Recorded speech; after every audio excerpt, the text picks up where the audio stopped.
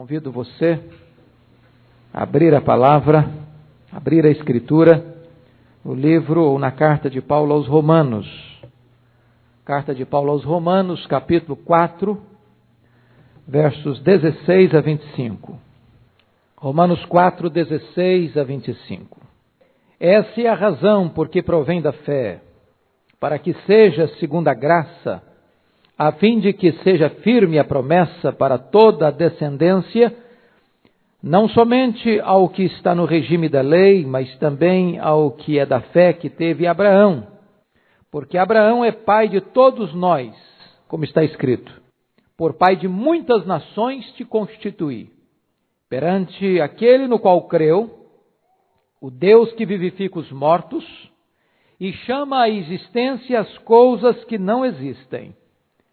Abraão, esperando contra a esperança, creu, para vir a ser pai de muitas nações, segundo lhe fora dito, assim serás a tua descendência.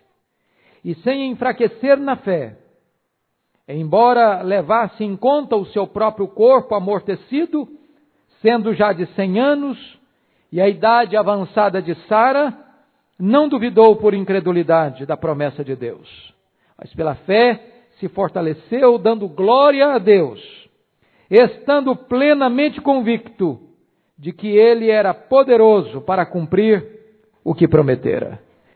Pelo que isso lhe foi também imputado para a justiça. E não somente por causa dele está escrito que lhe foi levado em conta, mas também por nossa causa, posto que a nós igualmente nos será imputada, a saber, a nós que cremos naquele que ressuscitou dentre os mortos a Jesus nosso Senhor, o qual foi entregue por causa das nossas transgressões e ressuscitou por causa da nossa justificação. Eu chamo a sua atenção para o verso 18. Abraão, esperando contra a esperança, creu, para vir a ser pai de muitas nações, segundo lhe fora dito, assim será a tua descendência. Tema para nossa meditação: tenha paciência, Deus está no controle. Tenha paciência, Deus está no controle. O livro de Provérbios nos ensina que a esperança que se adia adoece o coração. Quando você está esperando algo acontecer, quando você sonha por alguma coisa, quando você luta, trabalha e espera algo intensamente, e esta coisa não acontece no tempo que você aguardava, isso adoece o seu coração. Talvez uma das maiores dificuldades minha e sua é a dificuldade de esperar. A nossa paciência é curta. Nós queremos que tudo aconteça no nosso tempo, do nosso modo, da nossa maneira. Esperar não é uma coisa fácil. É mais fácil você trabalhar, você correr, você agir, do que você aquietar-se e saber que o Senhor é Deus. Esperar talvez seja uma das coisas mais difíceis da vida cristã. E o cantor popular já expressava essa dificuldade quando dizia: bem, vamos embora, porque esperar não é saber. Quem sabe faz a hora, não espera acontecer. Isso está contrário à fé cristã. A fé cristã nos ensina a esperar. E nós vivemos na época do imediatismo. Já perceberam que os restaurantes hoje, que não são fast food, já estão perdendo um pouco o mercado? Você não tem paciência mais de chegar num restaurante e pedir a refeição e esperar preparar a refeição. Você gosta das coisas de forma rápida. É a geração fast food. Queremos também que Deus haja dentro destes parâmetros do nosso imediatismo. Nós não sabemos esperar.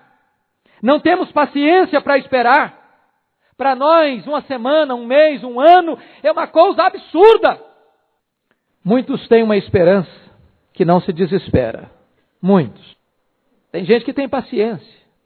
Eu me lembro de um dos relatos da Guerra de Troia, quando Ulisses vai embora e não volta, e Penélope, sua mulher, é informada por tantas pessoas que até pretendiam casar-se com ela, de que Ulisses não voltaria mais, de que o guerreiro não voltaria mais.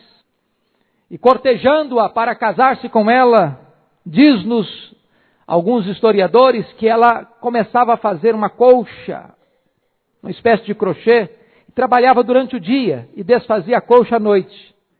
E ela dizia para os seus pretendentes: quando eu terminar o meu trabalho, eu me disponho a conversar com você e me disponho a dar guarida à sua proposta.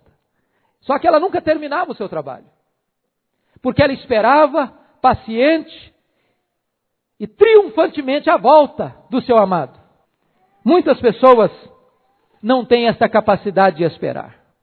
Muitas pessoas não têm essa capacidade de aguardar o tempo oportuno da ação e da intervenção de Deus. Muitos se desesperam, mesmo antes de esperar.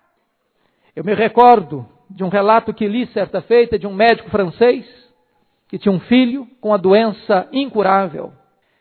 E a situação se agravou a tal ponto que aquele médico tomou a decisão de aplicar aquilo que nós chamamos de eutanásia no seu filho, para que ele tivesse uma morte, entre aspas, suave, sem tanto sofrimento, visto que a medicina não oferecia nenhuma esperança para o caso daquele menino, daquele filho.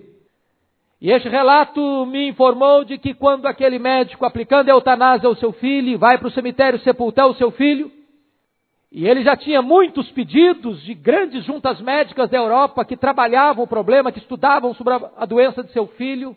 Quando ele retorna do cemitério, ele encontra em casa um telegrama de um grande cientista da França, informando-lhe: nós acabamos de descobrir o remédio que pode curar a enfermidade do seu filho.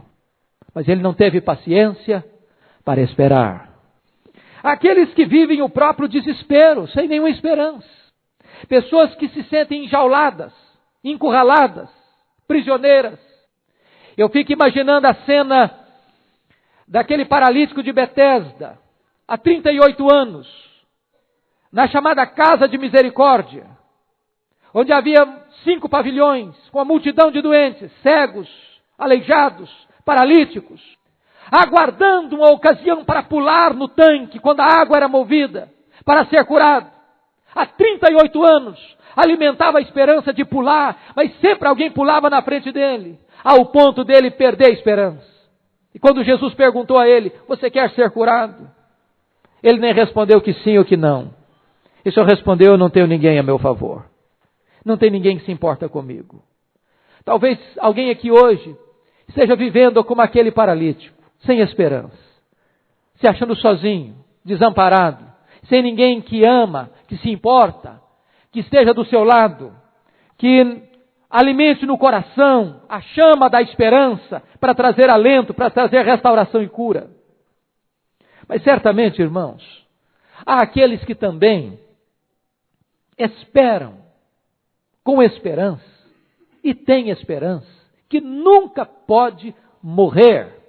Uma das biografias que mais me encantam é a biografia de Dwight Lyman Moody. E conta os biógrafos que quando Dwight Lyman Moody fazia uma campanha de evangelização e avivamento na América, ele estava a mais de 2.000 milhas longe da sua casa quando ficou enfermo, caiu doente para morrer. E então colocaram Moody dentro de um trem. E ele voltava de trem para casa. Por onde passava, o povo estava informado da doença de Moody. E o povo orando por ele, o povo clamando a Deus por ele. Até que ele chega em casa, na consciência de que chegara a sua hora, mas com brilho na face, com convicção no coração, com paz na alma. Ele disse para aqueles que estavam do seu lado na hora da sua partida: afasta-se a terra, aproxima-se o céu, eu estou entrando na glória. A esperança do Dr. Mark Lloyd Jones, médico da família real, que deixou a medicina com 23 anos de idade para dedicar-se ao pastorado, e tornou-se certamente o pastor mais influente do mundo no século XX. Sofreu um câncer, fez o tratamento, melhorou o câncer. Depois a doença voltou de uma maneira implacável. A igreja orando por ele, a família intercedendo por ele, até que o dia que ele reuniu a sua família e disse: eu não quero que vocês orem mais por mim. Não orem mais por mim. E ele diz: não me detenham na glória. Não me detenham na glória. E ele partiu. Há pessoas que têm esta esperança. Na hora final da vida, tem gloriosa e triunfante esperança. Mas o texto de hoje vai nos ajudar a entender de um homem que esperou contra a esperança. Esta é uma frase fortíssima da carta aos Romanos, que Abraão creu e esperou contra a esperança. E sabe, irmãos, quando nós olhamos a vida de Abraão, ele age de forma diferente de muitas pessoas chamadas espirituais nos dias de hoje. Abraão entendeu uma coisa, que Deus é soberano e que Deus é livre, que Deus age no seu tempo, do seu modo, de acordo com a sua vontade. Há muitas pessoas hoje que chegam para Deus até com petulância, diante das dificuldades que atravessam na vida, para dizer: Deus, eu não aceito. Deus, eu rejeito isso. Deus, eu decreto aquilo outro. Deus, eu ordeno aquilo outro mais. Como se Deus estivesse no escabelo dos nossos pés e não fosse nosso servo e tivesse que atender às nossas ordens soberanas. Você vai perceber que Deus não age assim. Deus é soberano, Deus está no trono e Ele faz todas as coisas conforme o conselho da sua vontade. Aquilo que Ana foi entender, registrado lá no primeiro livro de Samuel, quando ela chega para Deus no seu cântico e diz: Deus é aquele que dá a vida e aquele que tira a vida. Deus é aquele que exalta e que também humilha. Deus é aquele que pega o pobre necessitado do monturo e o faz assentar-se entre príncipes. Ou seja, Deus não pode ser colocado contra a parede. Ele é Deus. Abraão foi um homem que esperou, que aguardou o tempo de Deus, que Deus falou com ele, prometeu a ele, e as coisas não aconteceram no estalar de dedos, no imediatismo. Deus foi trabalhando meticulosa, pacientemente, artesanalmente com Abraão. E eu estou seguro nesta noite de que a paciência de Abraão, que a fé de Abraão, que a perseverança de Abraão são um tônico para a nossa alma nesta noite. E eu então convido os meus irmãos para nós olharmos e considerarmos algumas lições. Em primeiro lugar, vamos ver alguns aspectos da vida deste patriarca da fé. Só pode ter uma esperança quem não se desespera. Aquele que crê no Deus dos impossíveis. Vejam vocês, Deus chamou Abraão com 75 anos de idade. 75 anos de idade é uma época em que a maioria de nós já está pensando em aposentadoria. 75 anos é uma idade em que a maioria de nós está pensando em dependurar as chuteiras. Botar um pijama, pegar um controle remoto e assistir a banda passar. 75 anos é a idade em que a maioria de nós está pensando em comprar uma cadeira de balanço e encerrar a carreira. Mas a Bíblia diz que Abraão, com 75 anos de idade, está se convertendo a Deus. Aos 75 anos de idade estava começando e estava recebendo o maior desafio da sua vida. Aos 75 anos de idade, ele estava engendrando planos, fazendo arrojadas caminhadas e aceitando os maiores desafios de Deus para a sua vida. Deixa eu dizer uma coisa para vocês. Não há tempo para Deus chamar você. Não há tempo para Deus levantar você. Não há tempo para Deus desafiar você. Não há tempo para Deus começar um projeto novo na sua vida. Deus pode começar algo bonito, sublime na sua vida, não importando a idade que você tem. O livro do profeta Joel diz que quando o Espírito Santo é derramado, os velhos sonharão. Obviamente, Joel não está querendo dizer sonho, de você dormir e sonhar, não é isso não. Faz parte da própria natureza da pessoa idosa recordar o passado e viver mais do passado do que do presente. Eu não sei se você já percebeu, aproxime-se de uma pessoa, já de seus cabelos brancos, E você vai vê-la contar com vivacidade as histórias de 20 anos, de 30 anos, de 40 anos atrás. Como se tivessem acontecido hoje. E elas são capazes de repetir a mesma história 1, 2, 5, 10 vezes para os seus filhos, para os seus amigos, para os seus familiares, como se estivesse contando a primeira vez. Ela vive muitas vezes as glórias do passado. Mas quando Deus invade o nosso coração, mesmo a pessoa dos cabelos brancos pode olhar para frente, pode sonhar, pode ter planos, pode ter projetos, pode estender os olhos para mais adiante. Caleb, com 85 anos de idade, queria conquistar Hebrom, cheio de projetos na vida. Winston Churchill tornou-se primeiro-ministro da Inglaterra depois dos 70 anos de idade e foi ele quem liderou a Inglaterra nos turbulentos dias da Segunda Guerra Mundial, livrando aquela nação de um banho de sangue.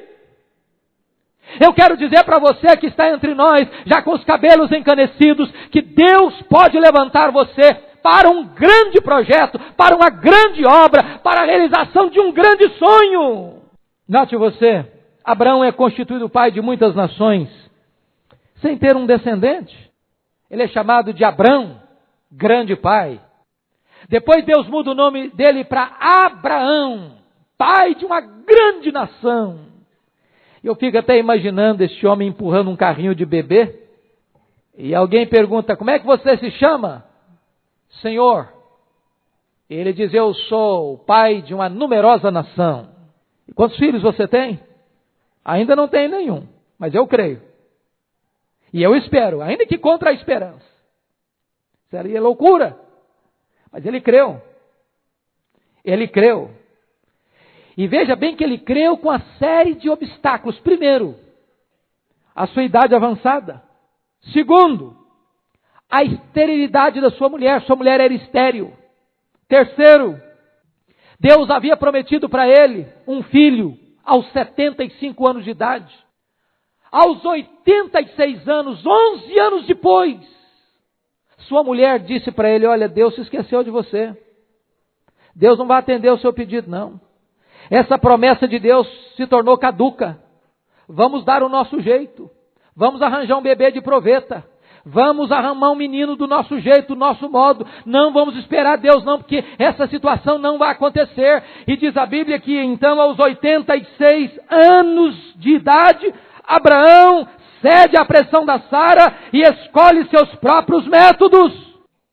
Talvez essa seja a grande angústia da sua alma, de você esperar o cumprimento de uma promessa.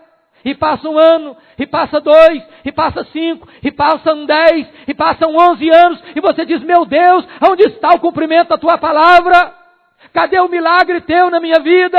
Cadê a resposta tua na minha família? Onde está a manifestação do teu poder, na conversão do meu marido, da minha esposa, do meu filho? Eu fico imaginando a situação da Sara. Ela era estéril. A cada regra que chegava, era a esperança. Até o dia que Sara percebeu que a menstruação já não vinha mais, que as regras tinham acabado. E aí ela disse, agora não tem mais jeito mesmo. Quantas vezes nós pensamos que a solução dos nossos problemas estão ou está nas nossas mãos, nos nossos meios, nos nossos recursos. E nós nos desesperamos. E nós ficamos impacientes. E por causa da nossa impaciência, nós arranjamos um menino de proveta, nós inventamos um outro método, uma outra saída. Mas a Bíblia diz que Abraão creu contra a esperança. Um outro sinal que eu vejo nisso, Abraão tinha agora 100 anos de idade. Diz a Bíblia que o seu corpo já estava amortecido. Sara já não podia mais ser mãe. Além de estéril, as regras já tinham acabado. Certamente alguém que olhasse aquele quadro com bom senso diria, é impossível. Alguém que olhasse aquele cenário pelas lentes da razão diria, isso não pode ser. Mas a fé olha para a mesma cena e diz, tudo é possível ao que crê. Abraão esperou 25 anos o milagre acontecer no nascimento de Isaque. Eu pergunto a você, você tem tutano, você tem paciência o suficiente para esperar 25 anos uma promessa de Deus se cumprir na sua vida? Ou será que você e eu já teríamos sepultado esta promessa na cova do nosso desespero. Por que é que Abraão creu? Olha aí os versículos 20 e 21 de Romanos 4. Não duvidou por incredulidade da promessa de Deus, mas pela fé se fortaleceu, dando glória a Deus, estando plenamente convicto de que Ele, Deus, era poderoso para cumprir o que prometera. O tempo não limita o poder de Deus.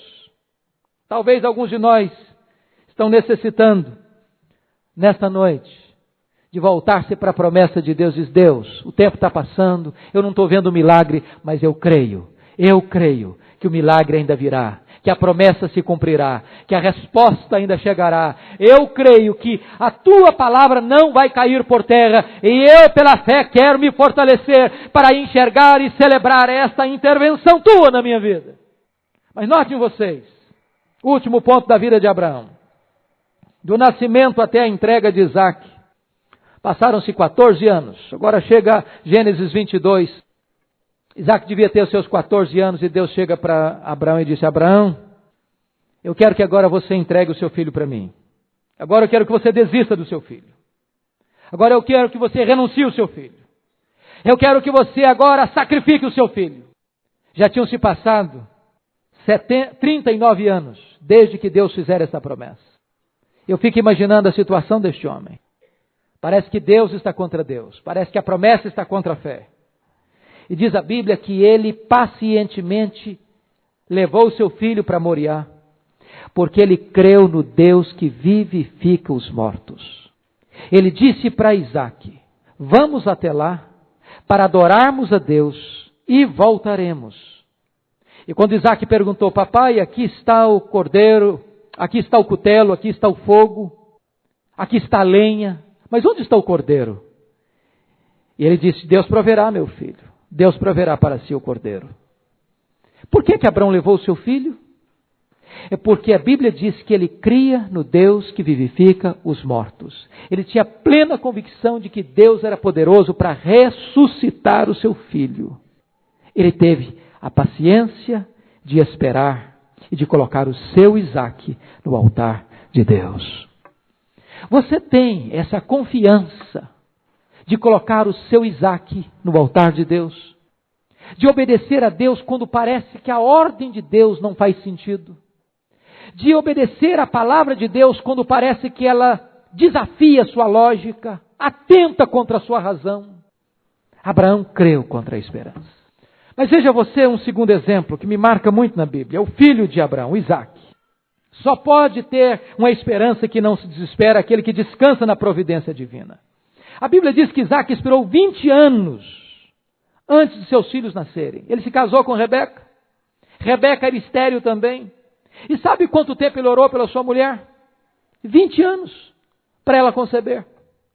Eu pergunto a você, você tem paciência de orar pela sua esposa, pelo seu marido, 20 anos para que um problema se resolva? Você tem paciência de aguardar o tempo de Deus? Porque às vezes nós queremos dizer, se Deus não respondeu na primeira vigília que você foi, diz: não, Deus não quer me atender, eu não vou nem orar mais por essa causa. Se Deus não te respondeu na primeira oração que você fez, esquece. É assim o espírito da nossa época. Eu conheço até gente ensinando o seguinte: que nós não devemos ficar incomodando Deus com as nossas orações. Tem gente ensinando essa bobagem. Como se Deus fosse um Deus limitado, que se incomodasse com a nossa voz. A Bíblia nos manda orar, continuar orando, perseverando, insistindo, batendo, clamando, não desistindo nunca. Isaac orou 20 anos por Rebeca. Eu fico imaginando quantas noites ele colocou aquele problema diante de Deus, quantas dúvidas Satanás deve ter jogado na sua mente. Mas ele confiou, ele esperou, ele perseverou em aguardar a intervenção de Deus. Eu vou perguntar para você hoje: você tem paciência de esperar a intervenção de Deus na sua família? Você tem paciência de orar pelo seu cônjuge, de esperar a restauração do seu casamento, de esperar um milagre de Deus na vida da sua mulher, do seu marido, do seu filho, da sua filha, dos seus pais? Você tem paciência de orar por um filho 20 anos? Segundo lugar, Isaac teve paciência para resolver conflitos com os filisteus. Está lá no capítulo 26 de Gênesis, que Isaac cavava um poço, os filisteus vinham e tapavam o poço. Ele ia para frente, cavava outro poço, os filisteus vinham e enterravam outro poço. Ele ia para frente, cavava outro poço, os filisteus vinham, faziam contenda e enterravam, enchiam de entulho o poço que ele cavava. Sabe o que Isaac fazia? Ele não brigava, ele não declarava guerra, ele ia para frente, ele ia cavar outros poços. Você tem paciência para resolver tensões interpessoais? Você tem paciência para resolver conflitos conjugais? Você tem paciência para abrir mão dos seus direitos, sofrer o dano e confiar que a mão de Deus dirige você para um horizonte mais amplo e mais largo?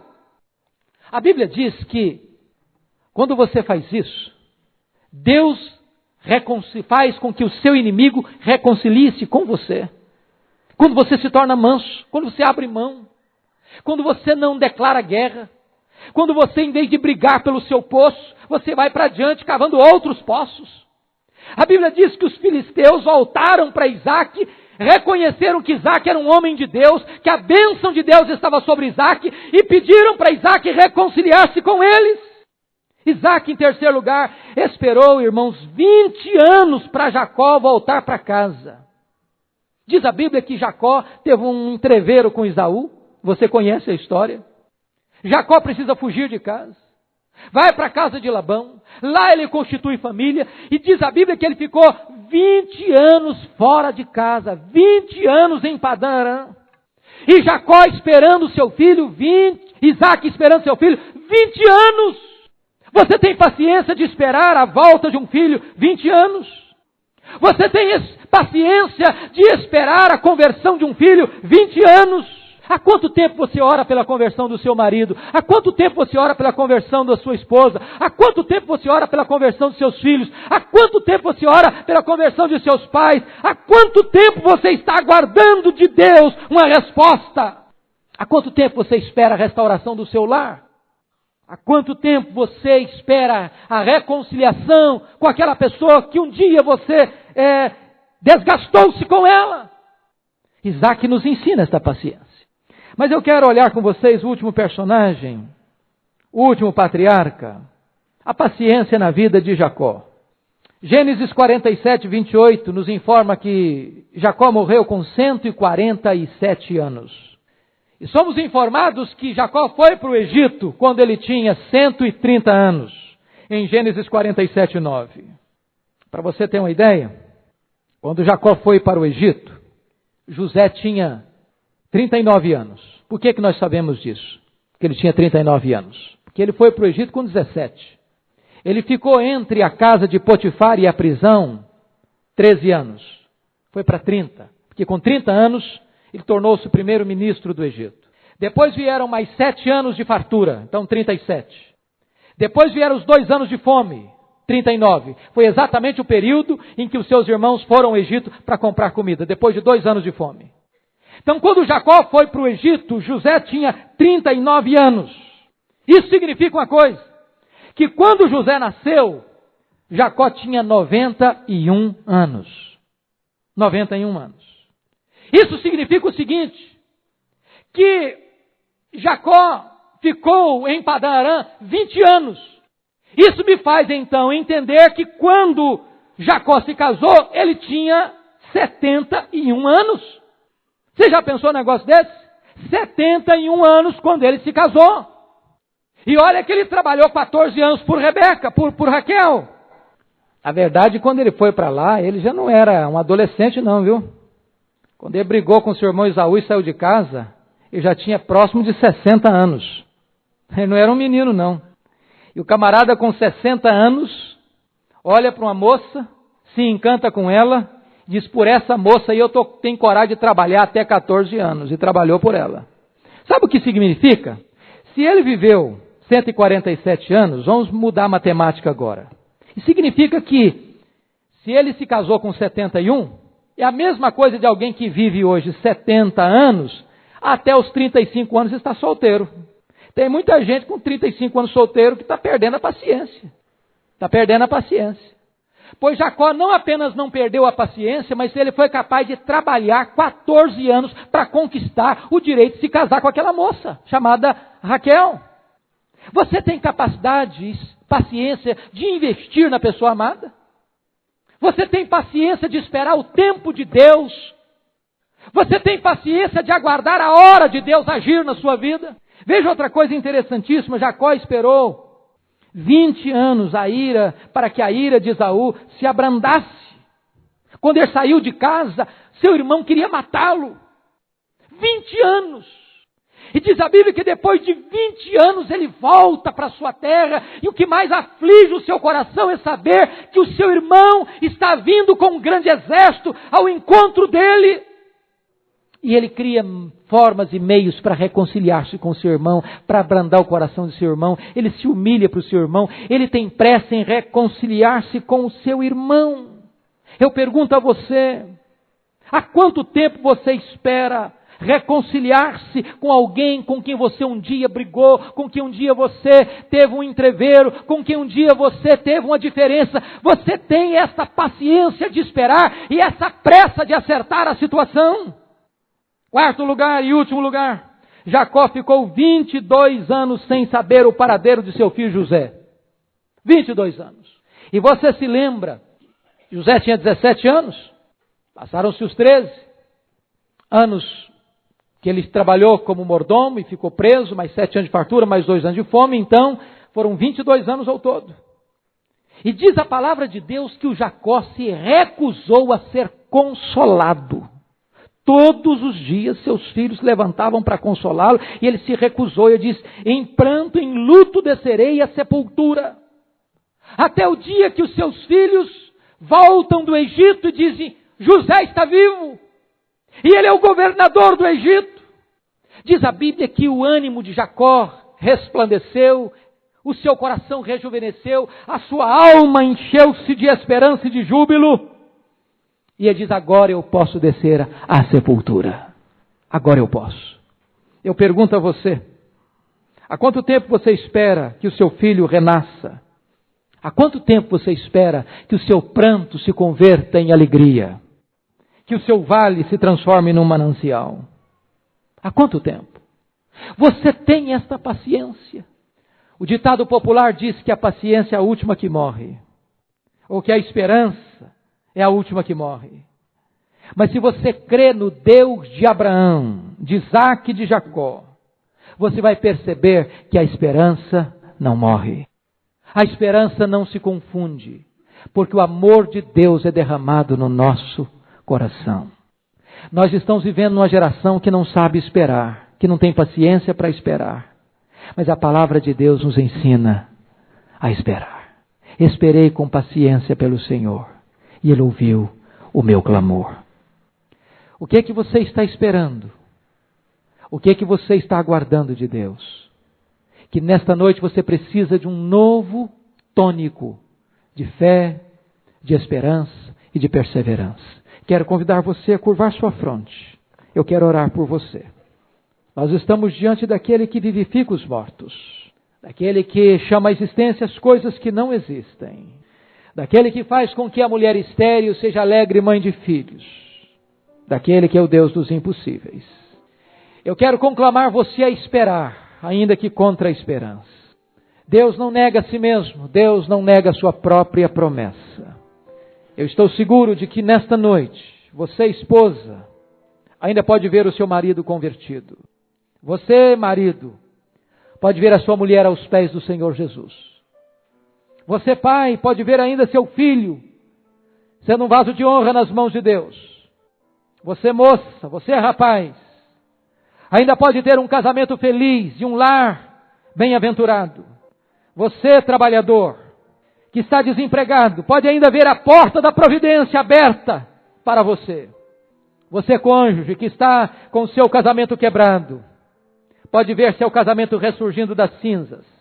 Você que diz que o amor acabou, pode enxergar o Deus que chama à existência as coisas que não existem, ressuscitando este amor no seu coração. Deus pode manifestar-se a nós, e você pode esperar contra a esperança, e pela fé ser fortalecido, para tomar posse da vitória de Deus. Você não cair no pecado de Sara, que quis agir do seu jeito, do seu modo, no seu tempo, trazendo grandes complicações para a sua família e para a história da humanidade. Espere em Deus. Diga para a sua própria alma: espere em Deus, ó minha alma, pois ainda eu louvarei. Senhor Deus, por amor do Teu nome, aplica a Tua palavra nos nossos corações nesta noite. Muitas vezes, Senhor, somos tomados por uma impaciência de matar, como aquela impaciência que tomou conta de Sansão e o levou a uma derrocada grandiosa. Quantas vezes, Senhor, nós somos apressados demais. Quantas vezes, Deus, nós somos intolerantes demais. Quantas vezes, Pai, nós agimos do nosso jeito, do nosso modo e não temos paciência para esperar o Teu tempo, a Tua intervenção. Nos ajude a viver pela fé. Nos ajude a esperar, ainda que contra a esperança, a esperar a Tua manifestação, do Teu jeito, no Teu tempo, para a Tua própria glória. Deus, vivifica o coração do marido, da esposa, do filho, da filha, do homem, da mulher, que aqui veio nesta noite. Não importa a causa, que está gerando angústia e dor, até desespero. Deus, reverte esse quadro. Restaura esta família. Restaura este casamento. Restaura este relacionamento. Restaura, Deus, a fé no nosso coração, para que possamos crer neste Deus vivo, que vela pela sua própria palavra em a cumprir. Dá vitória ao Teu povo nesta noite. Nós oramos assim, em nome de Jesus. Amém. Amém.